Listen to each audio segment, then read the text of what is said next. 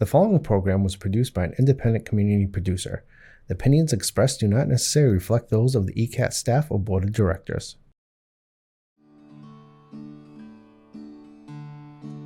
There's a storm across the valley. The clouds are rolling in. The afternoon is heavy on your shoulders.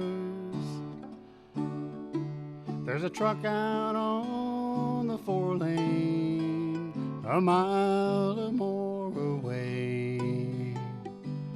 The whining of his wheels just makes it colder. Welcome to Community Forum.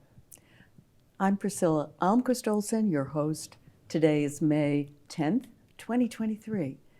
And today it gives me a great deal of pleasure to welcome Joe Pitti, who is the Deputy Director of Health and Department here in Easton.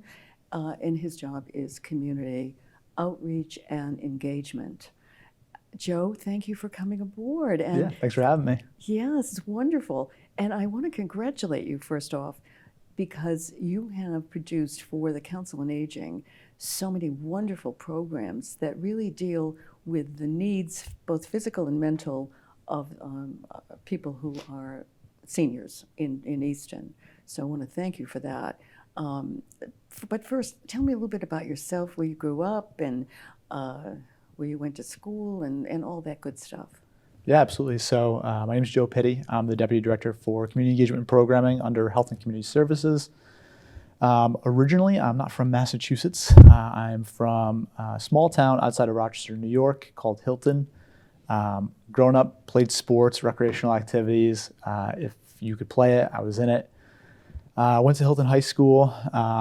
Wanted originally to be a gym teacher, and my dad wasn't so keen on that. So now I kind of joke with him that I got the last laugh. But I ended up going to SUNY Cortland originally for conservation biology, minored in chemistry. I got my bachelor's in that, had an awesome experience. And the first job I got out of college I was actually a chemist. I didn't necessarily start in the field of recreation. That was relatively short-lived. Chemistry lab work is probably not what I was best suited for, cut out for. So about a year after I'd started that, I took a look in the mirror and I talked to my now wife, and she was like, maybe you are more tailored for sports and recreation. And I had a really good relationship from the years that I played college rugby with the director of competitive sports at SUNY Cortland, Matt. He ended up becoming a mentor of mine and helped me get a job as a graduate assistantship, paid for a good part of my master's. And I ultimately went back for 2 years for my master's in management of parks and leisure services. Shortly after that, my wife got a job at Mass General. She had a few options, and she was like, how do you feel about taking the leap with me and moving to Massachusetts? And the alternative was here or Long Island. And I was like, Boston seems pretty cool. So made the leap. My first real job was actually at UMass Lowell. And I spent 4 years there managing some of their sport programs, some student development, managing the financial operations and budget for the department.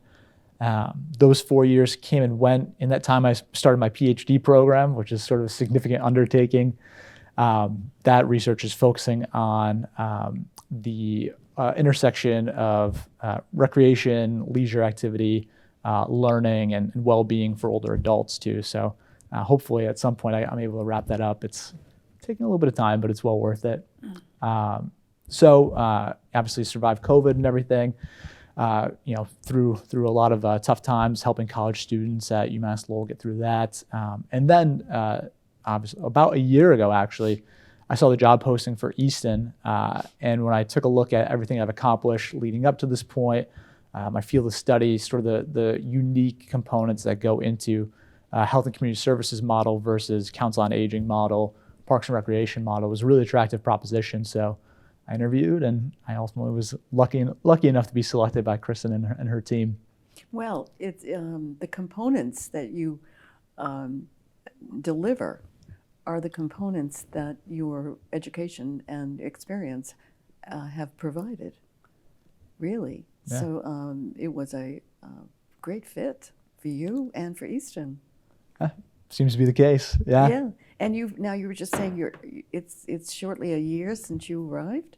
Can't Just believe about. that, because you've accomplished so much in that period of time. Tell us a little bit about the programs that were here, and then what you've added to. Yeah. So initially, when I got here, I sort of took a little bit of time to conduct an inventory of all the programs that are going on. What are some things that we did really well? What are maybe some areas for growth that we should try to focus on scaling?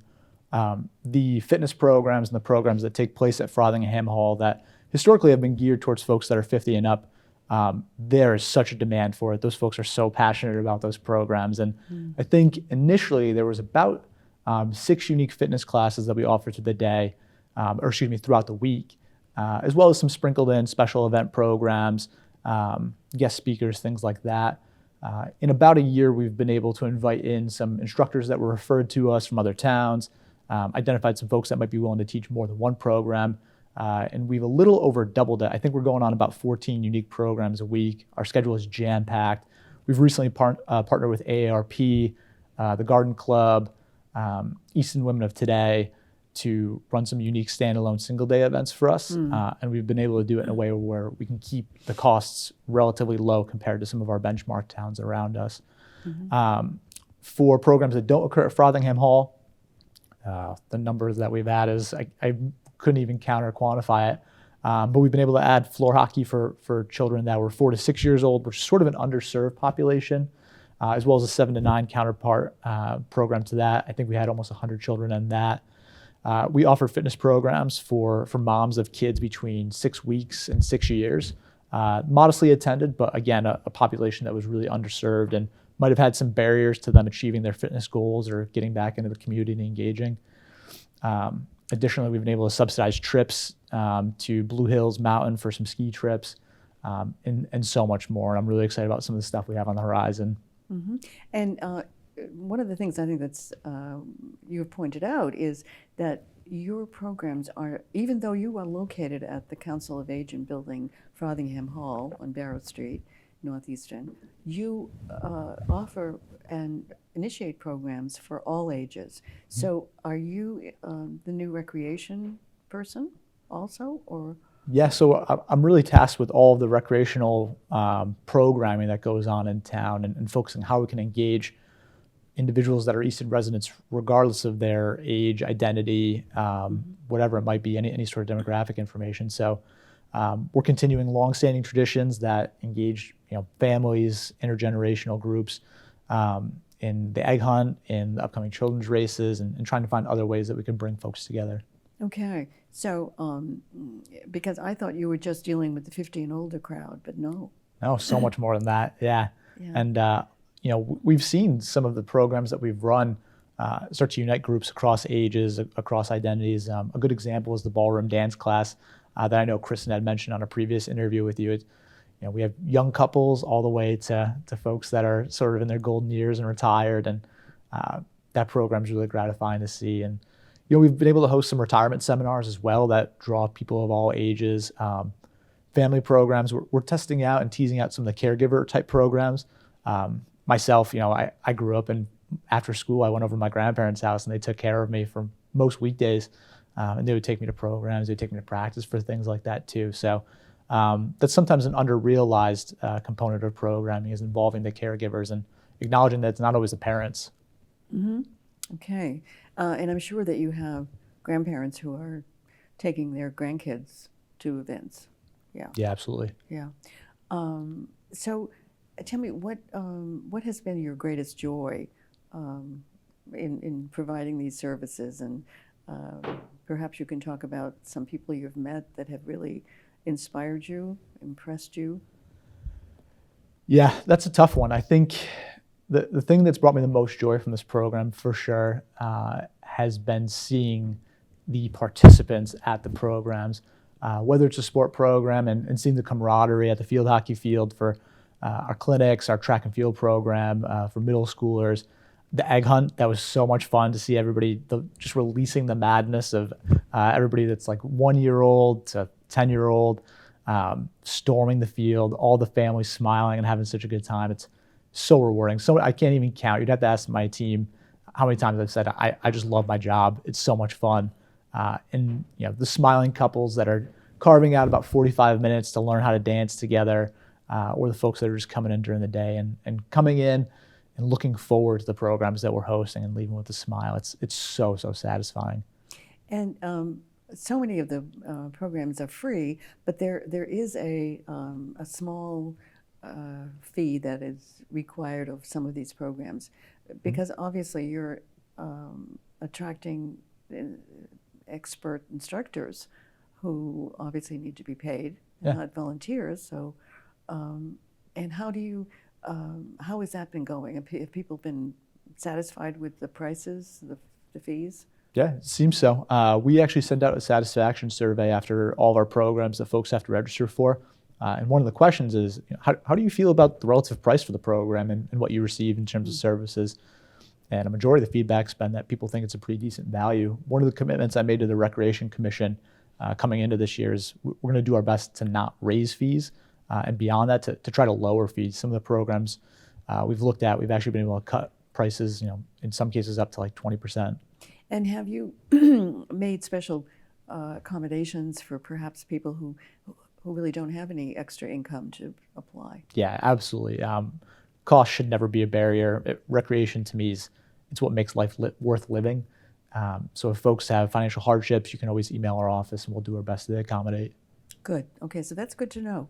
But I know the fee schedule, and it's very, very reasonable. Very reasonable. Yeah, and for a lot of programs. If you comp the programs that we're offering to towns like Canton, Norwood, where I live now, Sharon, they're very modestly priced, particularly sport-oriented programs that are multiple weeks. And also, I noticed that the more times, for example, if you want to, it's cheaper to get 30 or 40 occasions, right? To buy 30 or 40 occasions, say for a program, an exercise program, than it is to buy 10. Oh yeah, so specifically for the Frothingham fitness programs that take place during the day, we do want to incentivize folks that are coming more often. There's been so many participants that are like, it's just so enjoyable. They like coming multiple times a day. And as you mentioned, we've offered a incentive to come more often for discounted passes, but we've actually removed our previous practice of one punch per class and gone to one punch per day. There were some folks that identified that, if we come so often, it's going to become more and more expensive. So done away with that and offered one punch a day. So hopefully we see more smiling faces in throughout the day. Oh my goodness. So they could attend 3 functions for 1 punch a day? Woo! Did you hear all that out there, audience? What a deal. Yeah. Yeah. So what will be your future plans? Do you have certain plans that that are in the works, or do you have a vision for how you'd like things to be in the future? I do. There's a few things that we can share. Some other stuff I'm still sort of feeling around to understand where the boundaries are, learn a little bit about the town before we can make too significant commitments. We're looking at some of the recreational spaces around town, trying to come up with an idea, make an assessment of where we stand, things that we may need, where we should make investments in the future, as well as starting to formulate a little bit of a strategic plan with regard to finances, structures of programs. So we have a little bit more of a targeted aim, so to speak, when we're looking at long-term planning, scaling. And the foundation of recreation is really space and people. And we are looking for an administrative assistant position right now, if anybody's interested in applying for that, coming to round out our team a little bit, as well as we're always looking for folks to help out with programming and program coordinator type roles or coaches. Okay, and so there are volunteer positions also? Yeah, absolutely.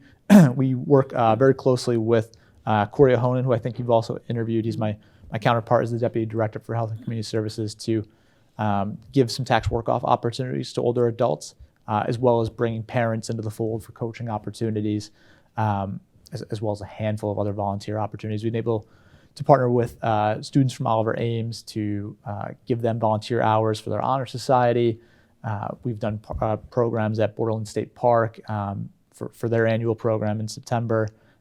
So engagement looks like a lot of different things, including programming, but as well as volunteer opportunities. We're also looking for sponsors for some of our programs as well. I'm working, right now with the Chamber of Commerce to see if there's any way that we can bring local businesses into the fold, see if there's any way we can promote them as well and take that approach for engagement. Mm-hmm. Good. And so do you have, are you partnering with, say, Borderland or the NRT? Those are two recreational spaces. Yeah, so not yet. I've spoke with the manager of Borderland State Park. I haven't had the opportunity to get over to NRT quite yet. Just a lot of competing priorities for someone in the first year, but I do hope to connect with them. I know they run terrific programs that are so highly regarded, including their fall festival too, which everybody has an awesome time at. Mm-hmm.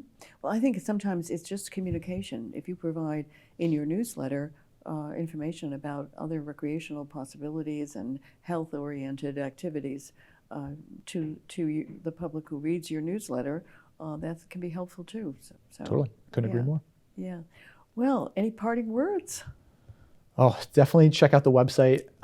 Look at our 2 program brochures. We have the Coordinator, which is geared towards specifically folks that are 50 and older, as well as our new brochure, Engage in Easton, which is sort of transcends ages, focuses on all the programs that we have to offer, highlights employment opportunities, different public spaces, public parks, sponsorship opportunities. Those are all listed on our website, on the Easton Town website. And definitely get in touch with us on social media. We're posting a lot of things about programs, and don't hesitate to reach out if you have any questions about our programs. Okay, so for those of us who are social media challenged, what are those addresses? We post all of our items through, and marketing items through the town Facebook page. Try to keep everything consolidated and easy to find. What's the address? It should just be Town of Easton on Facebook if you went into your little search bar. Okay, so that's the Town of Easton. You just plug that in on Facebook, and up will pop all kinds of information. Yep. And do you have notices as to what's going to be happening this week, for example? We try to be proactive and allow folks plenty of time to register for programs. We'll set registration deadlines out just about a month in advance, give folks 4 weeks. Life's busy, so we try to make it as easy on folks, parents, guardians registering for programs. Okay, sounds wonderful. Yeah, including our summer program and Learn to Swim program that's coming up this summer. Those are things that we're very much looking forward to launching again this year after COVID. Okay, and where is that going to take place? Summer program will take place at Easton Middle School. And the Learn to Swim program will take place at the Easton Town Pool over off Lincoln Street. Okay. And approximately when is that going to happen? End of June, July. Okay. We'll have some confirmed dates once we're able to hire a few more staff, and we'll make sure it's well known. So it's when school lets out, right? Yes, ma'am. Okay. Well, Joe Pitti, Outreach and Engagement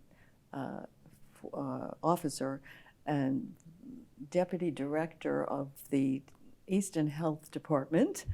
Thank you so much for joining me today on Community Forum.